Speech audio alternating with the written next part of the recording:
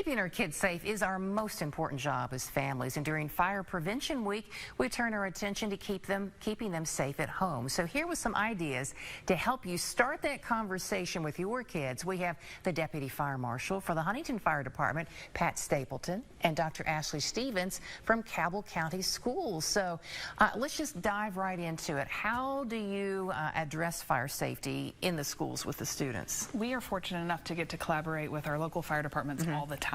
It might be a poster contest or a visit or their appearance at a resource fair, something like that. But our kids do get a lot of FaceTime, you know, with sort of our fire prevention heroes. And so we are excited to get to do that. We also, when we have these assignments like a fire prevention poster or they're getting ready for the fire parade, we talk about, you know, the themes for that. This year it is cooking safely and how to, you know, make sure that we're making smart choices in the kitchen. And that allows us to have the kids teach us. You know, you learn best from teaching. And so they'll have to tell us, like, these are the tips. This is how you stay safe in the kitchen. Or here's what you need to know to make these these posters. They have to do some of that research. Yeah, so they are getting this at school, but I mean, what would you add to that? What can we be doing at home so that our kids understand the importance of fire safety? Right, and that's a great question, and we get that a lot, is how do we make them understand? And I think it's really age dependent. So when they're young, right, when kids are learning to write, to read, to draw, right, there's books out there, there's coloring books. Let the kids read to you, help them draw, right? And the more we do that, they're going to pick up on that and say, hey, this is really important because we're doing it over and over. And that's going to reiterate that. And kids are smart. They absorb that information. And that's one of the main things that we do to emphasize that. That is a great idea and a fun way. Yes, interactive. Kids learn when they're interactive. That's right. Ashley, what are some plans that you think that kids and their families should be working on at home? So we have to have guidelines. You know, these are the things we do and don't do to stay safe.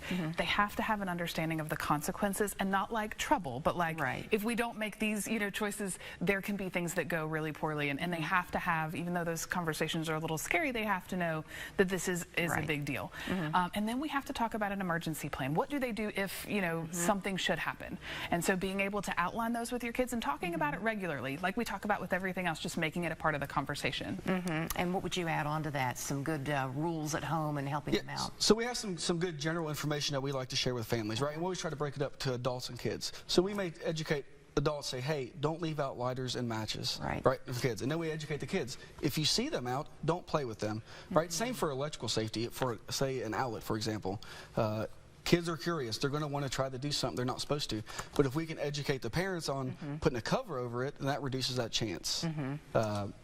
So just some general rules like that. And then as far as this year's theme is cooking safety, right, it starts with you. So when you're in the kitchen and you're cooking, never leave your food unattended. That's the number one cause of fires.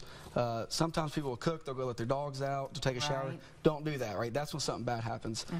And we also want to have a 3-foot perimeter around the stove. So if you do have kids, right, they're not going to come in there and not accidentally knock something off. Right. So, and that's just some basic stuff that we like to teach them. Those are great reminders. And then in case of any emergency, anything that we can be doing at home, do you think, to kind of practice some safety? Sure, absolutely. We always promote having a plan, right? And that plan is knowing what a smoke detector is and what it sounds like. Because if they know what it sounds like, they know what it is and they'll get out. Have a meeting place outside, right? So you can go to, and we can get a head count of everyone that's there in case someone's missing. We always teach them to identify 2 exits, right? It could be the front door and then the back door, or it could be the front door and a window, whatever's easiest, okay? And then we always tell them, once you're out, you stay out. Never go back in, not for your toys, not for your pets, or anything like that. That's what we're there to do, is to help. Yeah, I think these are great reminders, a perfect time of the year to do that. Any final thoughts or resources in case families want to go over these again at home? Absolutely. Yeah, absolutely. If you want to reach out to your local fire department, so if you live within the city limits, just call the Huntington Fire Department or stop by the station. If you live outside the city limits and you don't know your fire department, you can call me and I will get you in the right direction. There's also the U.S. Fire Administration. They have some great material on their website that you're able to get information from.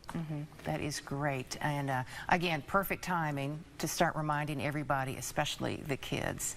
Well, thank you all so much, Dr. Stevens and Deputy Fire Marshal Stapleton, for coming by and sharing this with us.